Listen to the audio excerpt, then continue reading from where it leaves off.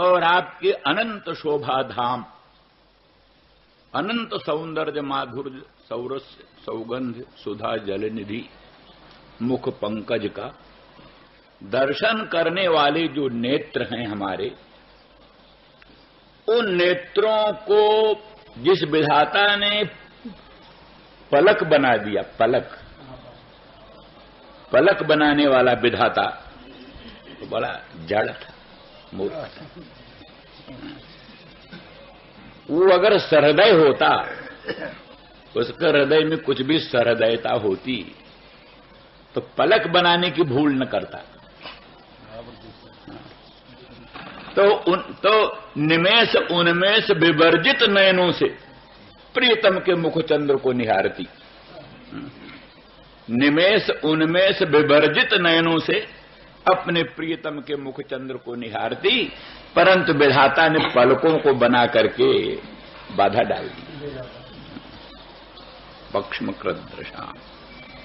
कृदृशाम जड़ उदीक्षताम उदीक्षताम उच्चैर निरीक्षमाणानाम दृशाम पक्षमानि करोति पक्ष्मकृत विधाता जड़। आपके मुखचंद्र को निहारने वाले नयनों को पलक बना करके उनके रसास्वादन में बाधा डालने वाला विधाता जड़ई।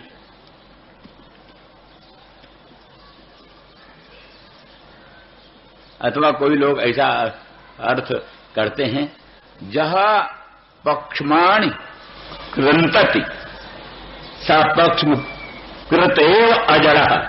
अच्छा। जो बुद्धिमान इन पलकों को काट देता है, पलकों को खत्म कर देता है, वही वस्तुतः अजड़ है, रसिक, वही रसिक है। क्योंकि भगवान के मुखचंद्र के दर्शन में ये पलक जो है बड़ी बाधा डालते हैं। पलकन हो परिहरो निमेषी। सीता जनक नंदिनी भगवती रामचंद्र राघवेंद्र का मुखचंद्र दर्शन करने लगी तो पलकन हो परिहरो निमेषी, पलकों ने निमेष उन्मेष बंद कर दिया। भयउ बिलोचन चारु अचंचल, भयउ बिलोचन चारु अचंचल, मनहु सकुच निम तजो दृगंचल। चारु बिलोचन भगवान के मुखचंद्र को देखते हुए अचंचल हो गए, मानो निमि ने सकुच करके, निमकुल कन्या है, निमकुल कन्या सीता है, अपने प्रियतम को निहार रही है। यहाँ निमिकुल वृद्ध निमि को रहना उचित नहीं, इसलिए हट गए मानो। तो निमि हट गए तो फिर निमि के आधार पर ही तो निमेषोन्मेष चलता है, निमि हट गए तो निमेषोन्मेष बंद हो गया अपने आप। इसलिए निर्निमेष नयनों से भगवान के मुखचंद्र का निहारना संभव हो सका।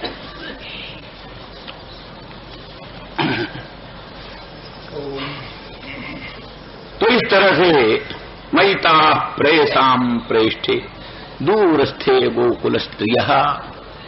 तो गोकुल स्त्रियः, गोकुल की स्त्रियां हैं, स्वभाव से संपूर्ण गोकुल ही अनुराग प्रधान।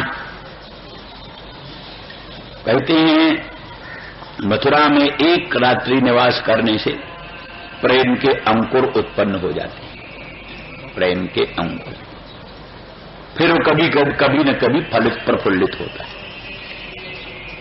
और गंगा तट पर निवास करने से ज्ञान का अंकुर पैदा हो जाता है, ज्ञान का अंकुर।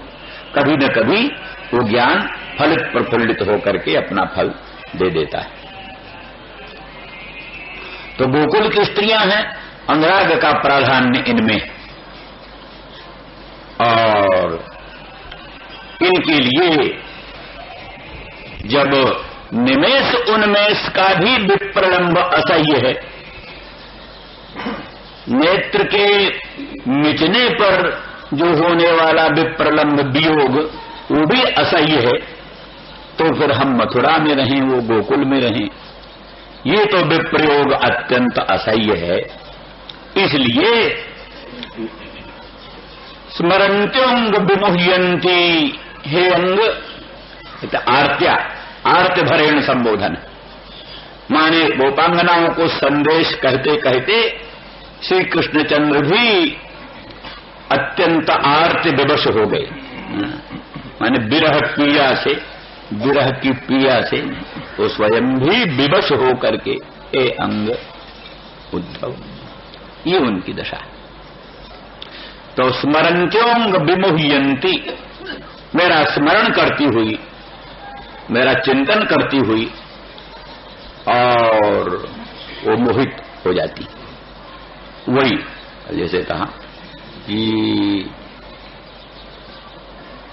माने प्राप्ति संभावना रहित जो स्मरण है, प्राप्ति संभावना सहित जो स्मरण है वो तो आनंददायक है। प्राप्ति की संभावना हो, भगवान मिलेंगे, अवश्य मिलेंगे, शीघ्र मिलेंगे, तो सम्मिलन की जो संभावना, सम्मिलन की संभावना से विशिष्ट जो स्मरण, ये स्मरण तो आनंददायक है। लेकिन जहां प्राप्ति संभावना विरहित स्मरण होता है वो कोट कोट वज्रपात के सदृश अत्यंत दुखदायक है। इसलिए उस बात का समाधान जो कहते हैं कि मूर्छा तो होती है प्राणाघात से, प्राण के आघात से मूर्छा होती है, ज्ञान मात्र से मूर्छा कैसे हुई?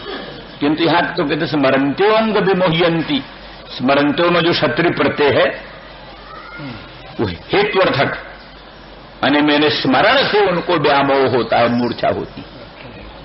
तो इसलिए स्मरण तो ज्ञान है, ज्ञान तो मूर्छा का हेतु नहीं होता, फिर उनको मूर्छा कैसे होती?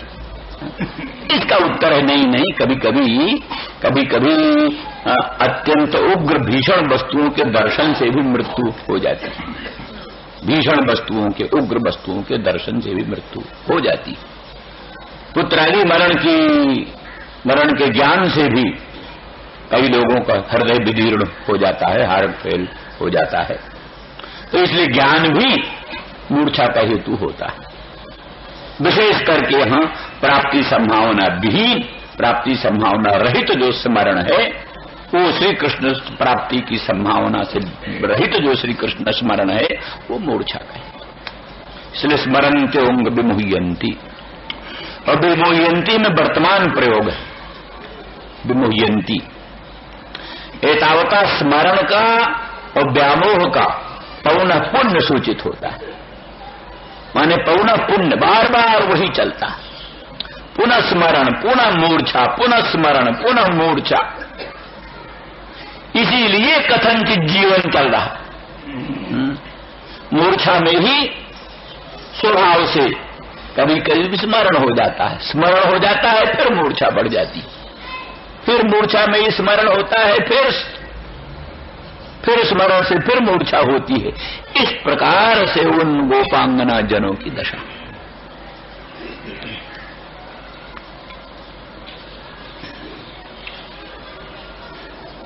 महिता प्रेयसाम प्रेष्ठे दूरस्थे गोकुल स्त्रिय स्मरन्त्योंग विमुह्यन्ति विरहौत्कंठ विह्वला, विरहौत्कंठ विह्वला। विरह जो है विप्रलंब, अपने प्रियतम का जो विप्रलंब है, वियोग है, विप्रयोग है, उससे जो उत्कंठा, अत्यंत सम्मिलन की उत्कट इच्छा, उत्कट भावना, उसी से विह्वल हो जाती। उनका मन बुद्धि चित्त अपने वश में नहीं रह जाता, विह्वल हो जाती। स्मरन्त्योंग विमुह्यन्ति विरहौत्कंठ विह्वलाः धारयन्ति कृच्छेन प्राय प्राणान कथंचन। अति कृच्छ से, बड़ी कठिनाई से वो प्राणों को धारण करती, बड़ी कठिनाई से प्राणों को धारण करती। कैसे प्राणों का धारण होता है? तो इसमें भिन्न भिन्न टीकाकारों के अभिप्राय भिन्न भिन्न। कुछ लोग कहते हैं मदीयत्वाभिमान इनमें स्वाभाविक, भगवान मेरे, श्याम सुंदर ब्रजेंद्र नंदन मदन मोहन मेरे हैं तो मुझको अवश्य मिलकर रहेंगे। ये जो सम्मिलन की आशा, बलवती आशा, ये जाते हुए प्राणों को बांध करके फिर रख लेती है। भगवत में प्रयोग जन तीव्र ताप में प्राण जाने लगते हैं, पर वही जो सम्मिलन की आशा है वो आशा ही प्राणों को बांध कर फिर रोक लेती है, इसलिए फिर जीवित रहती है। इसलिए धारयन्ते कृच्छ्रेण, अति तुच्छ से, बड़ी कठिनाई से प्राणान धारयन्ति, वही आशा। क्या है? नाथ सुनैनन कर अपराधा, तो बिछुड़त प्राण करई हठ बाधा। सीता भगवती जनक नंदिनी जानकी कहती हैं, मैं जो आपके विप्रयोग जन तीव्र ताप में जीवित हूं, ये मेरा अपराध नहीं है, नयनों का अपराध। ये नयन जो है प्राणों के निकलने में बाधक होते हैं, क्योंकि इनको आशा है कि हमको फिर भगवान के मुख चंद्र का दर्शन होगा, फिर भगवान के पादारविंद की नखमण चंद्रिका का दर्शन होगा, उनकी मंगलमय अंग के अनंत सौंदर्य माधुर्य का रसास्वादन फिर हो सकेगा। इस आसन से, इस आशा से वो नयन प्राण के निकलने में बाधक होते। तो इस तरह से धारयन्ति कृच्छ्रेण। कुछ लोग कहते हैं उनका जो लोकोत्तर प्रेम विशेष है, वो प्रेम विशेष की ही सामर्थ्य है कि जिससे प्राणों को जाने नहीं देता। श्री वल्लभाचार्य ने एक वचन वहां का दिया है, उपनिषद का, तैत्रेय का, अपने उसमें अणुभाष्य में दिया। को हेवान्यात् कः प्राण्यात् जदेश आकाश आनंदो न स्यात्। को हेवान्यात् कः प्राण्यात्, कौन किसी प्रकार की चेष्टा करता, कौन प्राणन करता, कौन चेष्टा करता, यदि ये परमानंद स्वरूप आत्मा भगवान अंदर न होते, गोपांगनाओं के हृदय में यदि अचिंत्य अनंत परमानंद आकाश स्वरूप भगवान हृदय में न होते, तो कौन प्राणन करता, कौन अपानन करता। अर्थात उनके प्राणन अपानन का आधार, जीवित रहने का आधार, श्वास प्रश्वास चलते रहने का आधार अनंत आनंद स्वरूप भगवान ही उनकी हृदय में अंतरात्मा में बैठ करके उनकी रक्षा कर रहे हैं, वही रक्षा कर रहे हैं। इसीलिए विराजनता तीव्रता में वो जल नहीं जाती, भस्म नहीं हो जाती, जीवित रहती हैं। जीवित रहने का एकमात्र मूल आधार है कि वो आकाश स्वरूप अनंत आनंद भगवान उनके हृदय में बैठकर उनकी रक्षा कर रहे हैं।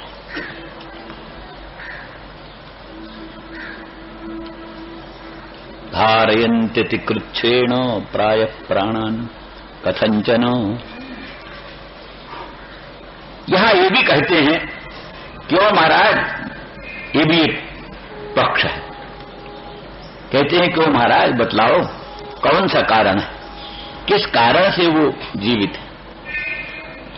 तो लज्जा से कहने में संकोच करती, तो भी अंत में दूसरा मार्ग नहीं है, हेतु बतलाना होगा, कैसे जीवित है, कैसे प्राणों को धारण करती। तो इसलिए हेतु अंत में अगस्त्य हेतु का निरूपण करते हैं। प्रत्यागमन संदेशैर वल्लभ्यो में मदात्मिका। प्रत्यागमन संदेश, जो प्रत्यागमन संदेश है, मैं पुनः शीघ्र ही ब्रज में आऊंगा, ये जो मेरे संदेश हैं वही उनके जीवन के मूल है। माने कहने का मतलब यह है कि अभी तक तो उद्धव जानते कि हम ही को पहला संदेश देने वाले भेज रहे हैं। पहले संदेश हम ही हमारे द्वारा भेज रहे हैं, इसलिए नहीं कहना चाहते थे, लेकिन हेतु विशेष कहना पड़ा। कथम प्राणान धारयन्ति, तो दूसरा हेतु कुछ नहीं, प्रत्यागमन संदेश ही। हमारे जो प्रत्यागमन के संदेश हैं, मैं शीघ्र आऊंगा, आप चिंता न करो, अवश्य आऊंगा। ये जो प्रत्यागमन के संदेश हैं, और संदेश और माने बहुवचन माने अनेकानेक संदेश मैं भेज चुका उनको, इसलिए वो जीवित। प्रत्यागमन संदेश ही, उसी प्रत्यागमन संदेश से वो जीवित, वही उनके आशा का संबल है। उसी मेरे प्रत्यागमन संदेश से उनका आशा संबल बढ़ता है, उसी आशा संबल से वो जीवित। इसलिए उसमें अगर किंचन मात्र भी विलंब हो जाए, संदेश में किंचन मात्र विलंब हो जाए, विलंब की शंका होने से ही उनके प्राणों को संकट उपस्थित हो जाता है। अब वस्तु स्थिति यह है कि लौकिक दृष्टि से तो ये सब एक खेल, कुछ नहीं, लेकिन जो उस ऊंची स्थिति को समझते हैं, भगवान अनंत कोटि ब्रह्मांड नायक परमात्मा हैं, अशरण शरण कारण अकारण करुण करुणा वरुणालय, सर्व प्राणि पर प्रेमास्पद भगवान हैं। उनके दर्शन से, स्पर्शन से, चिंतन से, स्मरण से ही प्राणी का कल्याण होता है। प्राणी उनका नाम लेता है, इतने ही से कल्याण हो जाता है। स्मरण ना भी हो, स्मरण ना हो, ध्यान ना हो, साक्षात्कार ना हो, संस्पर्श ना हो, केवल उनका मधुर मनोहर मंगलमय नाम ही कान में आ जाए तो भी प्राणी का बेड़ा पार हो जाता है। जन्म कर्म च में दिव्यम एवं जो वेति तत्वतः त्यक्त्वा देहम पुनर्जन्म नैति मामेत सूर्जुनो, जो भगवान के दिव्य जन्म कर्म का मनन करता है, चिंतन करता है, वो जन्म कर्म के बंधनों से विनिर्मुक्त होकर भगवत भाव को प्राप्त हो जाता है। इन सब ऊंचे सिद्धांतों को जो समझते हैं, उनके लिए ये स्थिति गोपांगनाओं की बड़ी उच्च स्थिति। वैसे तो साधारणतया सभी अपने पति पुत्र के विप्रयोग में तो रोता धोता है, विलाप करता है, कोई खास बात नहीं। लेकिन सांसारिक वस्तुओं के संयोग वियोग में संतप्त और प्रविष्ट होना, ये तो अनादिकाल से प्राणियों में चल रहा है।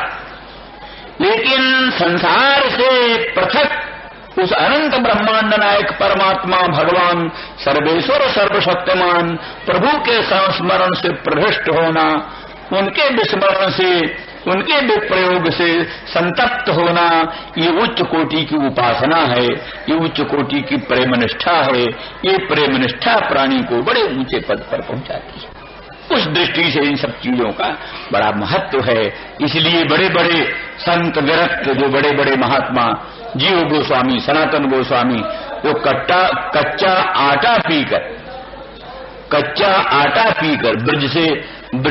ब्रजवासियों के घर से कच्चा आटा मांग लाते, उसी को पानी में भिगोकर पी लेते और एकांत में जमुना तट कहीं किनारे बैठकर एकदम ध्यान में, भजन में, उस अवस्था में ये पुस्तक लिखी। ये वैष्णव तोषणी जो लिखा जीव गोस्वामी ने, ये नहीं कि महलों में बैठ करके और बड़े मखमली गद्दों पर बैठकर ये लिखा है।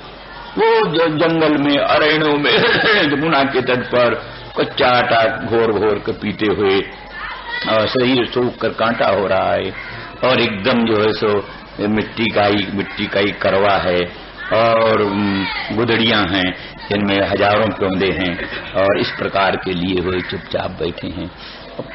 सिवा भगवान के संसार की कोई वस्तु क्षण भर के लिए प्रस्फुरित नहीं होती है। उस भावना में ये जीव वैष्णव तोषणी उन्होंने लिखा। तो ऐसी परिस्थिति में सब बड़े महत्व की चीज है।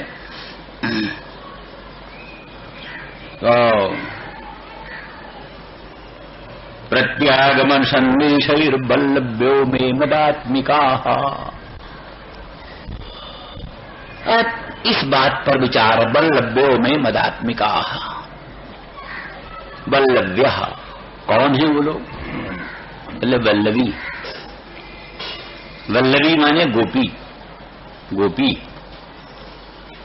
जैसे ब्राह्मण से पत्नी ब्राह्मणी, तैसे बल्लभ से पत्नी बल्लवी। ब्राह्मण की पत्नी ब्राह्मणी और बल्लभ से मम पत्नी बल्लवी। मैं भी बल्लभ हूं। नंद गोपात्मजाय पशुपांगजाय। श्री कृष्ण भगवान अपने आप को गोप मानते हैं। नंद गोप कुमाराय, नंद गोप के कुमार। किसी ने अर्थ कर दिया महात्मा ने, नंदयती तो नंदा गाम पाती तो गोपहा कुत्सतान मारेती तो कुमारः। नंदयती तो नंदा, जो संसार को आनंदित करता है। नंद, नंद माने परमात्मा। गोप माने गाम वेद लक्षणाम पाती तो गोपः। वेद लक्षणा गौ का जो पालन करता है उसका नाम गोप है, माने परमात्मा। कुमार के तो कुत्सितान मारेती तो कुमारः। कुत्सित जो कंस आदि है उनको मारने वाला वो कुमार है। तो अर्थात नंद गोप कुमार का, नंद बाबा का छोरा अर्थ न करके अर्थ किया संपूर्ण विश्व को आनंदित करने वाला परमात्मा, वेद लक्षणा गौ का पालन करने वाला भगवान और कुत्सितों दुष्टों राक्षसों को मारने वाला कुमार। जो नंद है वही गोप है, वही कुमार है। ये नंद गोप कुमार। तो भगवान ने आगे कलम पकड़ लिया, बाबा बाबा ये मत लिखो। क्यों क्यों लाला, क्या बात? अरे इसका अर्थ है नंद बाबा का छोरा। ये दूसरा हाथ में कहूँ तो इस तरह से निष्कर्ष ये है कि भगवान को ये स्वरूप बड़ा प्रिय है। इसलिए ब्रह्मा जी ने स्तुति करते हुए पशुपांगजाय, पशुपांग पशून पालेती तो पशुपः नंदः तस्य अंगजा अंगाज जाता अंगजा। नंद बाबा के पुत्र नंद नंदन, ब्रजेंद्र नंदन, गोपिका बल्लभ, ऐसे नामों को से भगवान बड़े प्रसन्न होते।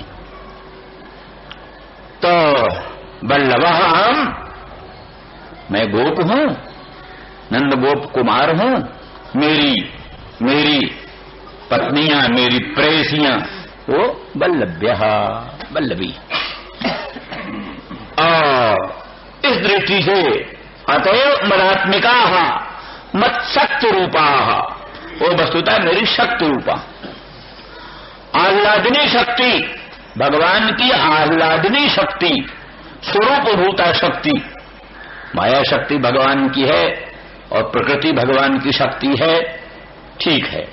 उसके द्वारा अनंत कोटि ब्रह्मांड का उत्पादन पालन संहरण होता है। पर एक भगवान की आह्लादनी शक्ति है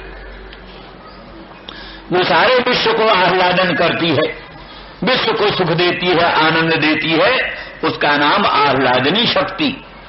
उसी आह्लादनी शक्ति का परम सार स्वरूप प्रेम है।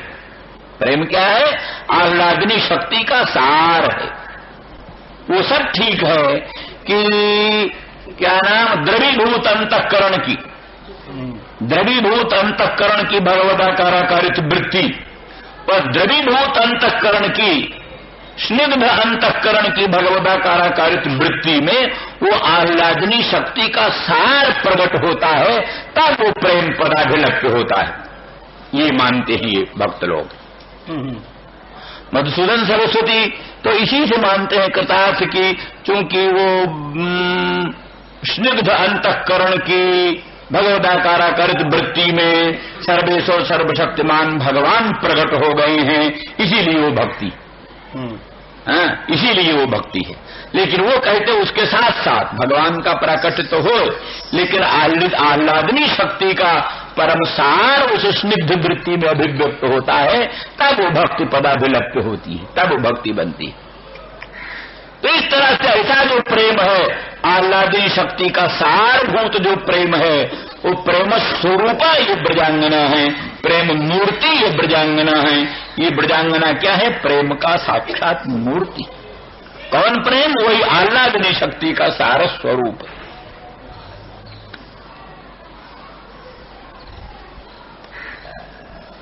इसलिए उसी प्रेम में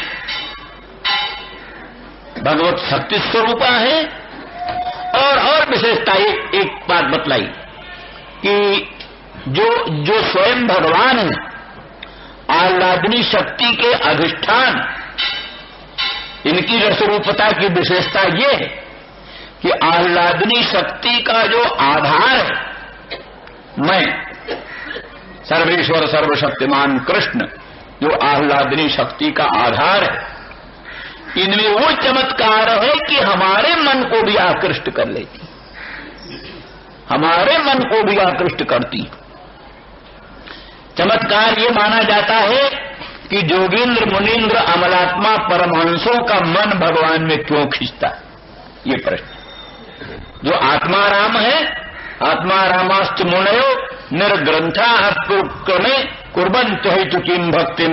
यहाँ प्रश्न है, जो आत्मा राम है, आत्मा मेरी असमन्तात निरंतर रमण करते हैं, वो आत्मा राम है। और निर्ग्रंथ है, जिनकी अन्योन्याध्यास रूप ग्रंथि खुल गई है, टूट गई है, वो ग्रंथि शून्य अन्योन्याध्यास रहित जो आत्मा राम महामुनीन्द्र जोगींद्र हैं, उन लोगों का प्रेम भगवान में क्यों होता है? बिना प्रयोजन की किसी की प्रवृत्ति होती नहीं, कहीं प्रयोजन उनका कुछ है ही नहीं। लोग ऐसा पुत्र ऐसा वित्त ऐसा से विनिर्मुक्त है, मुक्त है इसलिए मोक्ष भी नहीं चाहिए, मुक्त है इसलिए मोक्ष भी नहीं चाहिए, संसार की कोई वस्तु चाहिए नहीं, तो आखिर भगवान के भजन में क्यों प्रवृत्त होते हैं आत्माराम? तो वहां उत्तर दिया है कि भगवान में कोई लोकोत्तर चमत्कार है। आत्मा राम चित्ताकर्षकत्व एक गुण, आत्मा रामों के चित्त को भी आकृष्ट कर लेना ये खास भगवान का गुण है। जैसे चुंबक का एक गुण है कि शुद्ध लोहे को खींच लेता है, चुंबक का गुण है कि शुद्ध लोह को आकृष्ट कर लेता है, ऐसे भगवान का स्वभाव है कि आत्मा राम महामुनीन्द्र जोगींद्रों के मन को आकृष्ट कर लेते। तो अब यहां उससे भी बड़ी बात है, भगवान ने तो आत्मा राम जोगींद्र महामुनीन्द्रों के मन को आकृष्ट कर लिया, पर गोपांगनाओं ने तो भगवान को, भगवान का मन जो पूर्ण, इतना आत्माराम कौन होगा? भगवान से बढ़कर आत्माराम कौन होगा? भगवान के अनुग्रह से दूसरे लोग आत्माराम बनते हैं।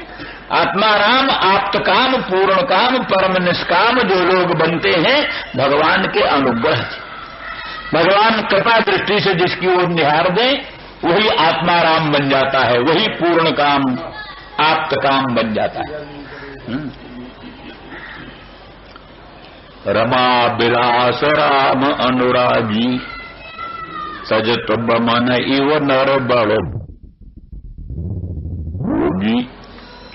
वो बड़भागी नर रमा बिलास को बमन के तुल्य त्याग देता है।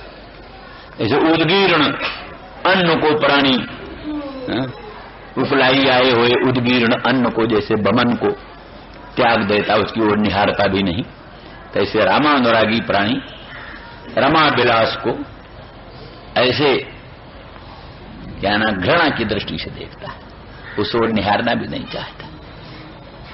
तो ये जो संसार से वैराग्य होता है, आप्त कामता, आत्मारामता, पूर्ण कामता बनती है प्रभु के अनुग्रह से। तो जिसके अनुग्रह से दूसरे आत्माराम बनते हैं वो भगवान कितना आत्माराम है इसका तो कहना ही क्या। उस परम आप्त काम, पूर्ण काम, आत्माराम भगवान के मन को भी जो आकृष्ट करने में समर्थ हुई, उनकी लोकोत्तर महिमा को कौन वर्णन करे। इस दृष्टि से मदात्मिका वो अहमेव आत्मा या सामता मदात्मिका, मैं ही हूं आत्मा स्वरूप जिनका, वे मदात्मिका मेरे स्वरूप।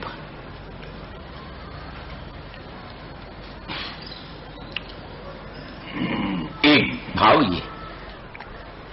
दूसरा भाव ये है कि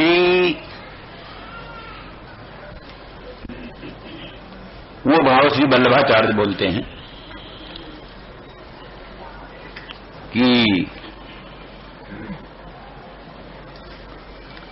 पहले तो एक विश्वनाथ चक्रवर्ती बोलते हैं, उनकी बात कह लें। वो कहते हैं कि वल्लभ्य कहने से ये सूचित है कि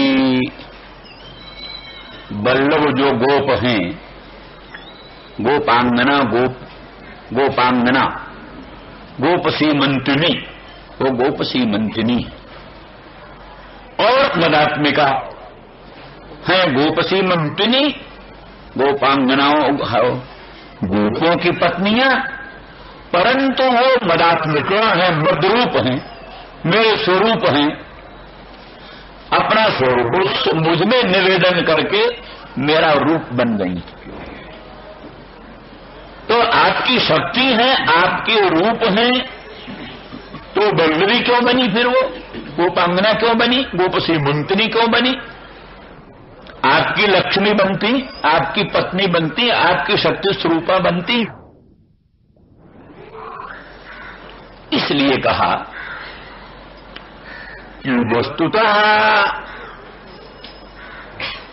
विश्वनाथ चक्रवर्ती, जीव गोस्वामी, इन सब की दृष्टि से ये परम उत्कृष्ट कोटि की गोपांगना परकिया है। भगवान की स्वकीया भार्या पत्नी न हो करके परकिया। ये परकिया तो क्यों है? भगवत स्वेच्छा।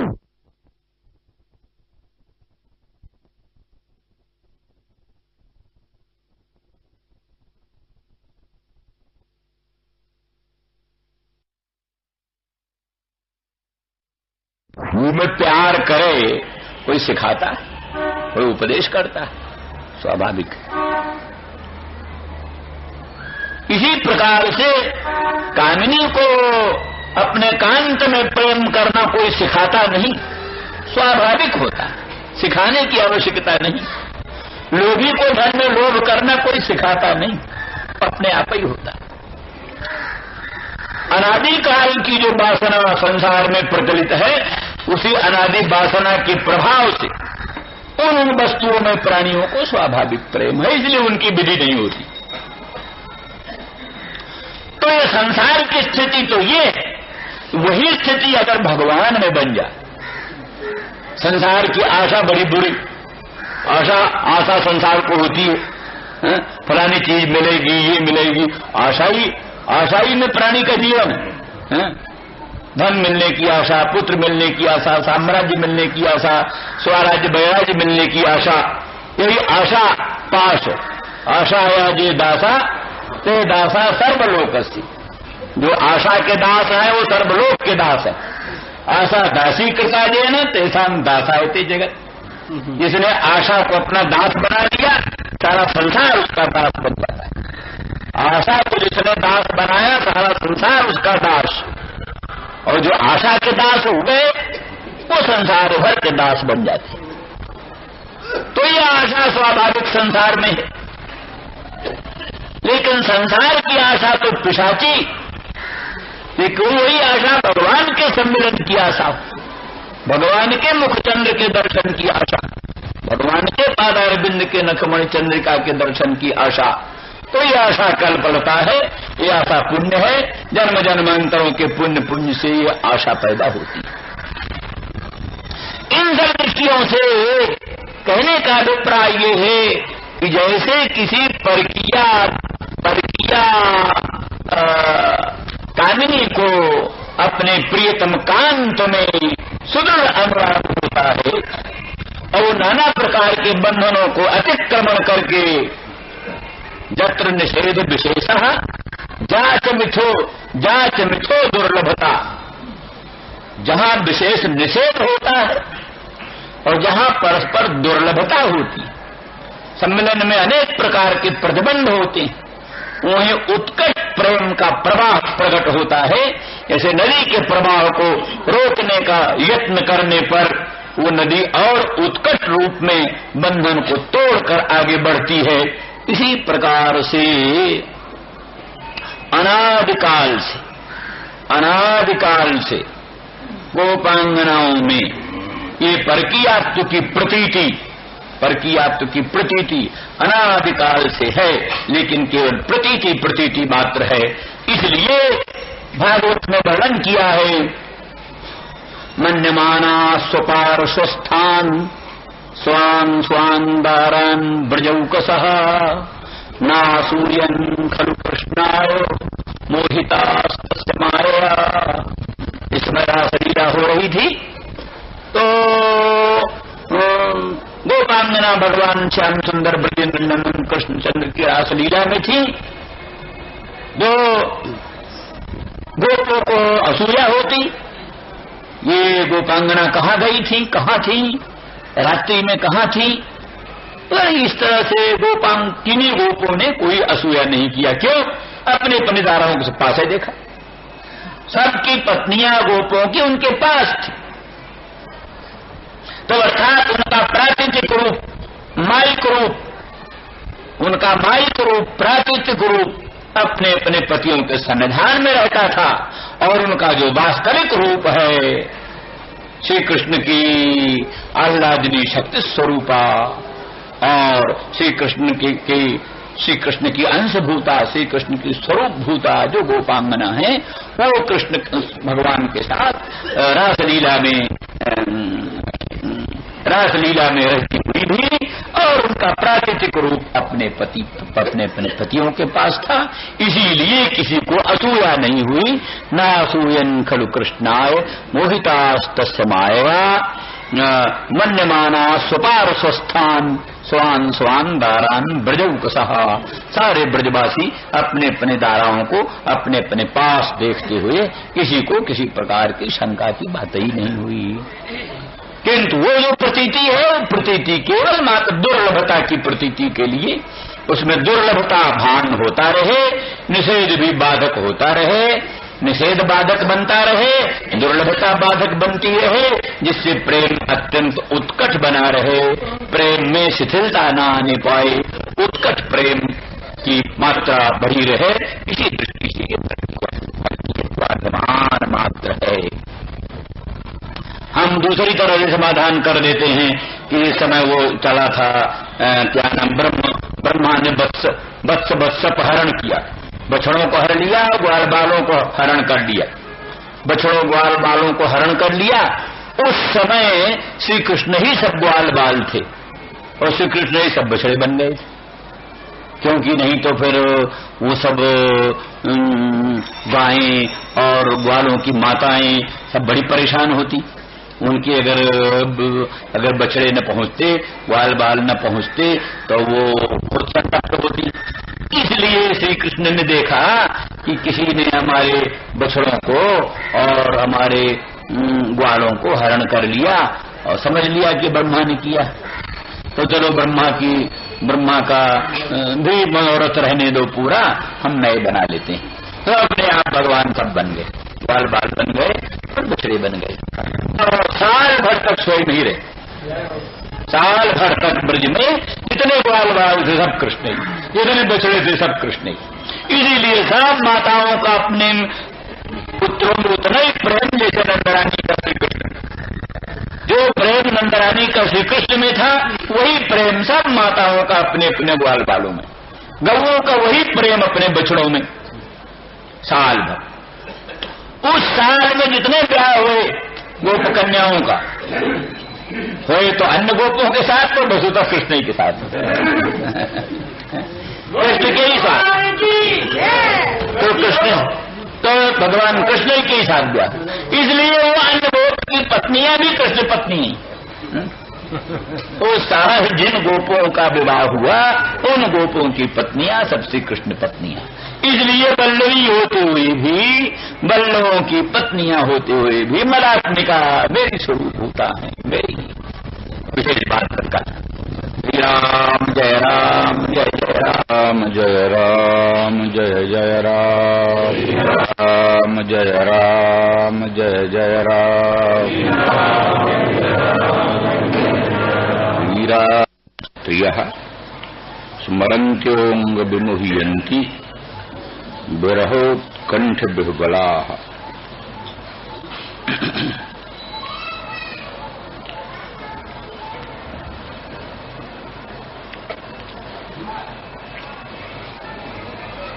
अति कृच्छ से गोपांगना भगवान श्री कृष्ण उद्धव जी को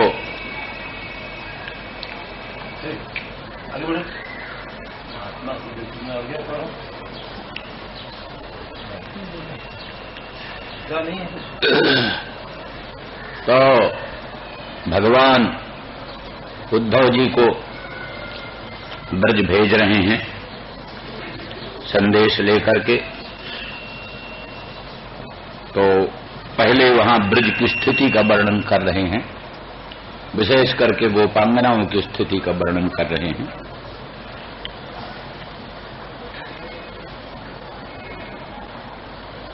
प्रयाणों में जो परम प्रयाण उनके सर्वस्व मैं वो दूर हूं, दूर होने के कारण और उनका स्मरण करती हुई वो बार बार व्यामोह को प्राप्त होती हैं और श्री कृष्ण के विरह से जनित जो उत्कंठा, उस उत्कंठा से बेबल होती, कथनचित प्राणों को धारण करती प्रत्यागमन संदेशों से। यही एक उनके जीवन का आधार है, भगवान के प्रत्यागमन का संदेश। भगवान आएंगे, मिलेंगे, ये आशा, इस प्रत्यागमन संदेशों से आशा बंधती है। आशा बंधने से जीवन रहता है सुरक्षित।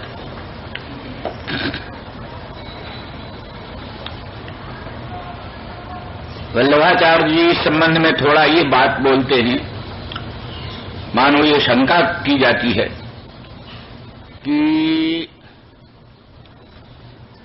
जो प्रेयसी जनों को संदेश भेजने के लिए किसी पुरुष को भेजना अनुचित है, स्त्रियों में संदेश लेकर के किसी पुरुष को भेजना अनुचित। इसका मानो समाधान करते हुए भगवान श्री कृष्ण कहते कि उद्धव, आप तो हमारे परम अंग हो, आप में संदेह का कोई अवकाश नहीं। पीछे उद्धव का लोकोत्तर महात्म्य वर्णन कर दिया गया कि वो भगवान के परम प्रेष्ठ हैं, भक्त हैं और एकांती भक्त हैं और सभी वृष्णवंशियों के विश्वास पात्र हैं, साक्षात बृहस्पति के शिष्य हैं। इन सब हेतुओं से उद्धव जी परम आप्त, परम विश्वास के आस्पद, तो उनमें संदेह करने की कोई गुंजाइश नहीं। इसलिए अब रहा उनमें कोई विकार उत्पन्न होए, गोपांगनाओं में कोई विकार उत्पन्न होए, इसकी भी संभावना नहीं है। इस बात को बोधन करने के लिए वल्लभ्य ये विशेषण दिया। वो वल्लवी हैं, वल्लवी माने वल्लवा नाम पत्न्यः, वल्लभ्य। वल्लभ जो हैं गोप, वो वर्णन करते हैं कि गोप जो हैं वो जैसे बलय होता है, बलय कंकण आदि, वो आवेष्टन करके स्थित होता है, उसी तरह से बल्लभ, वो बल्लभ जो है सो फलय के तुल्य, बलय के तुल्य, कंकण के तुल्य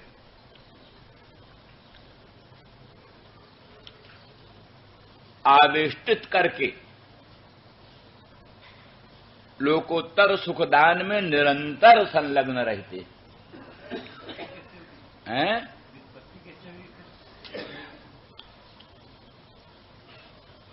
अब व्युत्पत्ति तो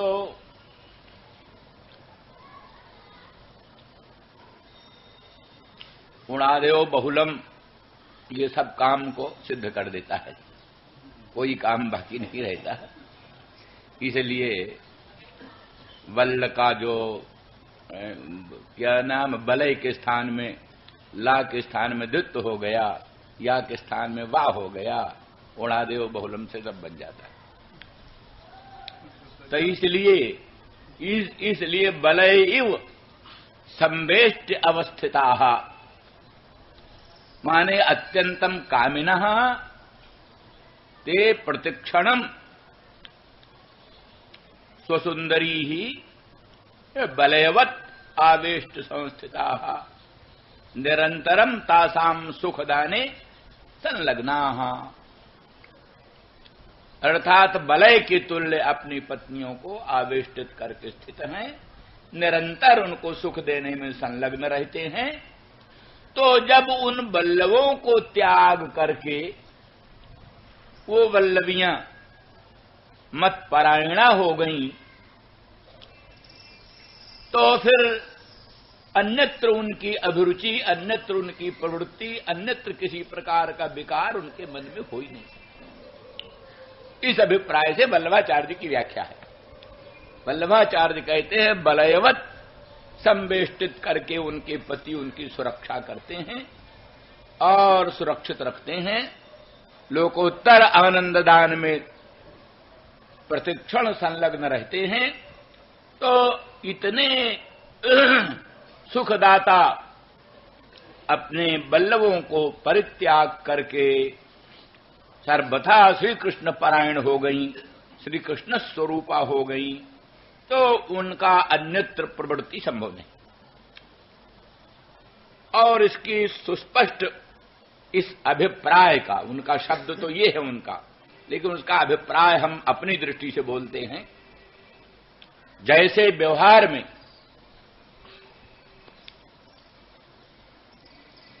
पहले अधर्म को त्याग करके धर्म का ग्रहण किया जाता है, अधर्म का उल्लंघन करने के लिए धर्म का अवलंबन किया जाता है। अविद्या मृत्युन तीर्थवा विद्यामृतमश्नुते, अविद्या के द्वारा माने वैदिक काम कर्म ज्ञान के द्वारा पाशविक काम कर्म ज्ञान को उल्लंघन करो, यही अविद्या मृत्युन तीर्थवा का अर्थ है। तो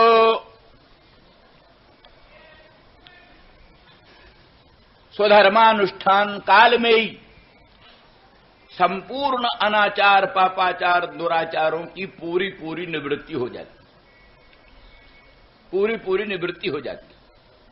इसीलिए कहा जाता है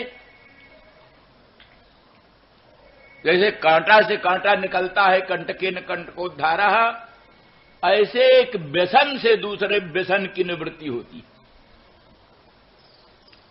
जो लौकिक व्यसन है, लौकिक नाना प्रकार के व्यसन हैं, उन व्यसनों में जो प्राणी की प्रवृत्ति होती है, उसी व्यसन को दूर करने के लिए स्वधर्मानुष्ठान का व्यसन बनाया जाता है। स्वधर्मानुष्ठान का व्यसन, स्वधर्मानुष्ठान का व्यसन हो जाने से, जैसे किसी सुरापी का सुरापान का व्यसन, जैसे किसी जुआरी का जुआ खेलने का व्यसन, ऐसे किसी कामिनी सेवन का व्यसन, ये जो व्यसन है दुस्त्यज होते हैं, दुस्त्यज व्यसन दुस्त्यज कहलाते हैं, दुस्त्यज। इन दुस्त्यज व्यसनों को त्यागने के लिए स्वधर्मानुष्ठान का सद्व्यसन होना चाहिए, दुर्व्यसन को मिटाने के लिए सद्व्यसन होना चाहिए। दुराचार जन दुर्व्यसन को रोकने के लिए सदाचार जन सद्व्यसन होना चाहिए। सद्व्यसन हो जाने से दुर्व्यसन की जड़ कट जाती है।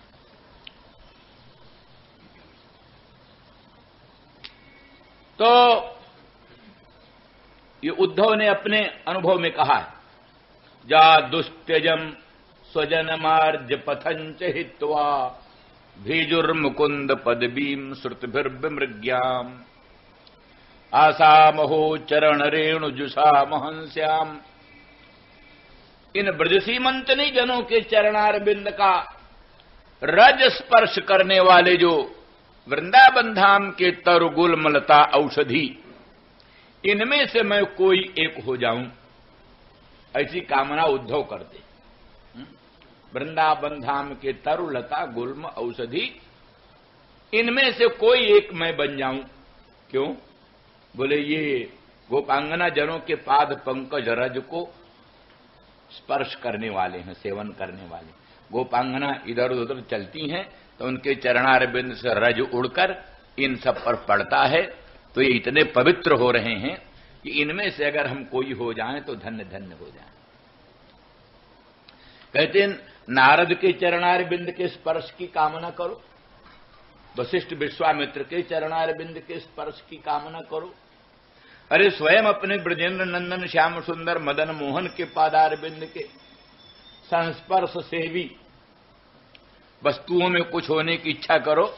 गोपांगनाओं में क्या विशेषता, तो उनकी विशेषता वर्णन करते हो यही कहते, जा दुस्त्यजम स्वजन मार्ज पथंच हित्वा। इन्होंने दुस्त्यज स्वजन और दुस्त्यज आर्ज पथ को त्याग करके मुझे आश्रय क्या ना भगवान का आश्रय किया। दुस्त्यज स्वजन और दुस्त्यज आर्ज पथ का त्याग करके उन्होंने भगवान का आश्रय किया, यही मर्म है। दुस्त्यज स्वजन किसको होता है? स्वजन दुस्त्यज किसको होता है? आर्ज पथ दुस्त्यज किसको होता है? जो परम सदाचारी, जिसको आर्ज पथ के अनुसरण का सद्व्यसन हो गया, पातिव्रत धर्म पालन का सद्व्यसन हो गया, आर्ज पथ पर चलने का सद्व्यसन हो गया। जैसे दुराचार का दुर्व्यसन होता है, ऐसे सदाचार का सद्व्यसन हो गया। तो सद्व्यसन हो जाने से एक व्यसन से दूसरा व्यसन कटता है। तो पातिव्रत धर्म के पालन का जो सद्व्यसन, वैदिक धर्म पर चलने का जो सद्व्यसन, श्रौतस्मार्त सदाचार पालन करने का जो सद्व्यसन, उस सद्व्यसन से ही दूसरा दुर्व्यसन सब कट गया। अब उस अब हुआ उनके लिए आर्य पथ दुस्त्यज। जैसे सुरापान के व्यसन वाले को सुरा दुस्त्यज है, जुआ के व्यसनी को जुआ दुस्त्यज है, कामुक के लिए कामिनी दुस्त्यज है। ऐसे ही गोपांगनाओं को आर्य पथ दुस्त्यज है और स्वजन दुस्त्यज है। तब जब इन्होंने उस दुस्त्यज स्वजन को, दुस्त्यज आर्य पथ को त्याग करके भगवान को भजने लगी, तब क्या दुर्व्यसन में प्रवृत्त होंगी? क्या अब उनके दुराचार में प्रवृत्ति होगी? वो तो कल्पना भी नहीं की जा सकती, क्योंकि दुराचार का दुर्व्यसन तो सदाचार सद्व्यसन होने से कट गया, एकदम खत्म हो गया। इसलिए ये तो सीढ़ी के बाद सीढ़ी, सीढ़ी के बाद सीढ़ी, ऊंचे चढ़ते चढ़ते चढ़ते तो जब अंतिम सीढ़ी सदाचार का सद्व्यसन, उसको छोड़ेंगी तो साक्षात पर ब्रह्म भगवान में प्रतिष्ठित होंगी, इधर उधर नहीं भटकेंगी, भगवत प्रतिष्ठित होंगी। इसीलिए कहा है धर्मम अधर्मंच उभे धत सत्यानृते त्यज उभे सत्यानृते त्यक्त्वा जेन त्यजस तत्यज। अनृत छोड़ो, काहे के द्वारा अनृत छोड़ोगे? सत्य के द्वारा। सत्य को मजबूती से पकड़ करके अनृत का परित्याग करो, अधर्म का त्याग करो। किससे?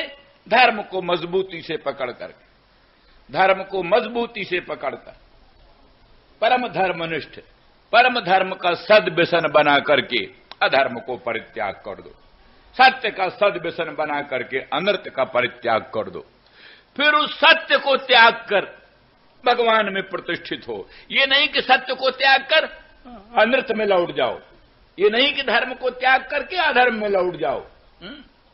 जब अधर्म का त्याग पहले ही हो चुका साधन दशा में ही, तो सिद्ध दशा में तो धर्म त्याग करके सर्वातीत अखंड अनंत स्वप्रकाश भगवान में ही प्रतिष्ठित हुआ जाएगा। अधर्म में उसकी किसी प्रकार से परावृत्ति की संभावना ही नहीं। इस दृष्टि से तो दुस्त्यजन स्वजन, माने का नाम दुस्त्यज स्वजन, दुस्त्यज आर्त पथ को त्याग करके इन्होंने भगवान को भजा है। इसीलिए इनकी लोकोत्तर महिमा, इसलिए इनके चरणारविंद के रज को स्पर्श करने वाले तृण गुलमलता औषधियों में कोई एक हम बन जाएं तो अपने को धन्य धन्य मानेंगे। ये उद्धव जी का अनुभव, उनकी भावना। तो उस दृष्टि से आया कि वो बल्लभी जब अपने परम प्रिय, परम स्वजन, दुस्त्यज स्वजन, दुस्त्यज पति बल्लभ, जो को उनके परम सुख देने वाले, दिन रात उनके सुख देने में संलग्न रहते हैं, परम प्रिय हैं, और ये भी परम पतिव्रता हैं, परम साध्वी सती हैं, और उनके सेवन में तत्पर रहीं, और उनको पातिव्रत धर्म पालन का महान सद्व्यसन हो गया था। उस सद्व्यसन को, उसको भी छोड़ करके जब मेरे में प्रतिष्ठित हुई, तो फिर अन्यत्र किसी भी दुर्व्यसन में, किसी भी दुर्व्यसन में उनकी प्रवृत्ति की संभावना। फिर उद्धव से प्रभु, उद्धव का प्रश्न है कहीं मेरे ही मन डगमगाया जाए।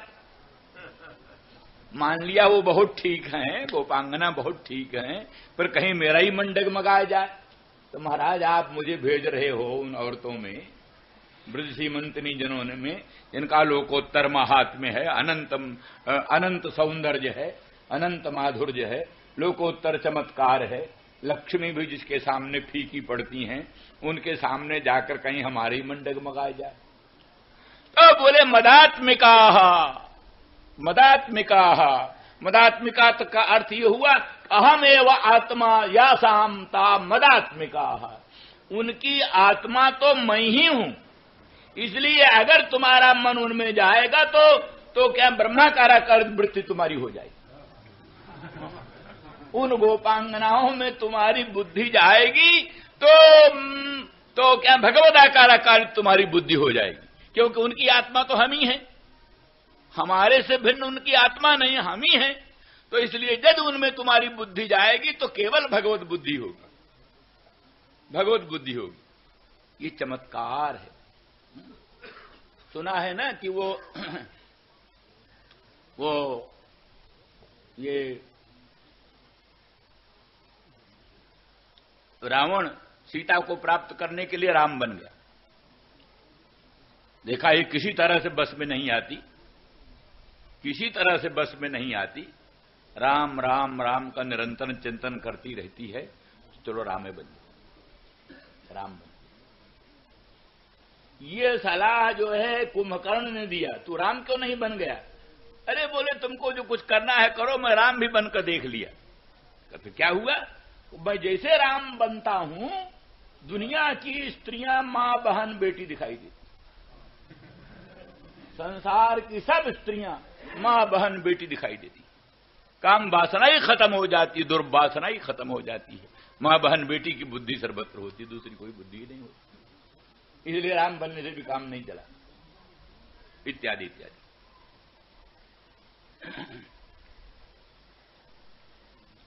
तो इस दृष्टि से मदात्मिका अहमेव आत्मा जासामता मदात्मिका। वैसे तो बहुब्रीही में क हो ही जाता है, लेकिन फिर भी अनुकंपायाम का जो है ये मदात्मिका, अर्थात वो मेरी आत्मा और मुझे अपने से अधिक वो अनुकंपनीय, अपने में जितना प्रेम होता है मुझ वासुदेव श्री कृष्णचंद्र परमानंद कंद मदन मोहन को अपने आत्मा में जितना प्रेम होना चाहिए उनसे भी अत्यधिक प्रेम उनमें, उनसे भी अत्यधिक प्रेम उनमें है। इसलिए मेरी आत्मा से भी वो अधिक अनुकंपनीय है, इसलिए वो मेरी आत्मस्वरूपा है। और उनके दर्शन से तुम कृतकृत्य हो जाओगे उद्धव, धन्य धन्य हो जाओगे, जाओ जरूर जाओ।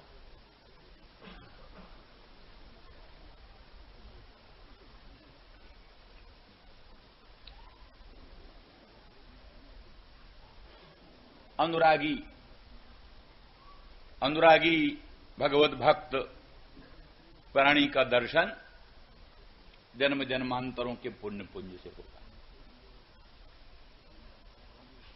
गोपांगना अनुराग मार्ग की आचार्या,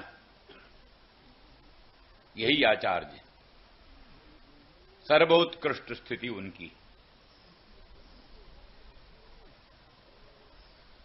कुजगतिम गमिता न बेदामः, कुजगतिम गमिता न बेदामः, कश्मलेन कबरम वसनम बा, कश्मलेन कबरम वसनम बा।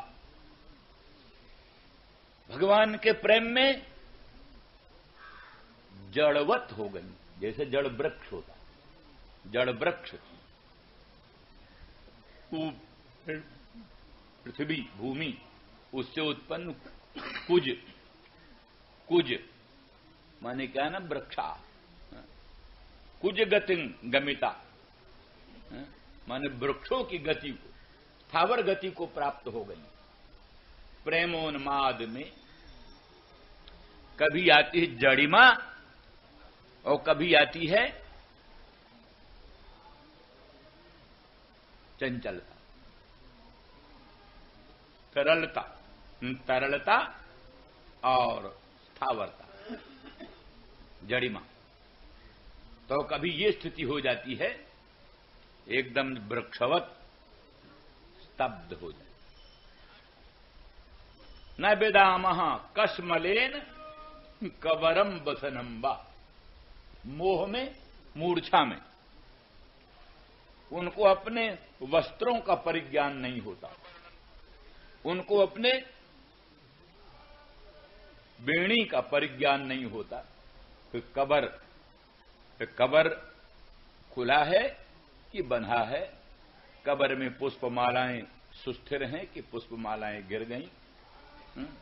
इसलिए कश्मलेन कवरम वसनम्बा, कवर और वसन उसका भी स्मरण नहीं रहता, स्थावर भाव को प्राप्त हो जाती हैं, ऐसी अवस्था आती है। अब यहां एक प्रश्न यह रहता है कि भगवान ने संदेश दो ही को कहा ज्यादा, एक तो कहा पित्रोर न प्रीतिमापह, और दूसरा फिर ये गोपांगनाओं की चर्चा की। परंतु वृंदावन धाम में, गोकुल में सभी भगवान के भक्त हैं। उपनंद, सन्नंद आदि बड़े वृद्ध, नंद आदिकों के भी पूज्य, वे सब भी भगवान कृष्ण में बड़ा प्रेम करते हैं। उन्होंने कहा है, हे नंद, तुम्हारे आत्मज में हम लोगों की भी प्रीति वैसा ही है जैसे तुम्हारी प्रीति। इसमें काली नाग के नाथने के लिए भगवान काली हृदय में प्रवेश करते हैं तो जितने स्त्री पुरुष ब्रज के सभी मरण के लिए उद्यत हो गए, और ग्वाल बाल पशु पक्षी सभी श्री कृष्ण विरहजन तीव्र ताप में संतप्त होकर के मरणोद्यत हो गए। और ब्रह्मा जी ने कहा ही है, ऐसां घोष निवासिनाम उत भवान किंदेव राते तिनस चेतो विश्व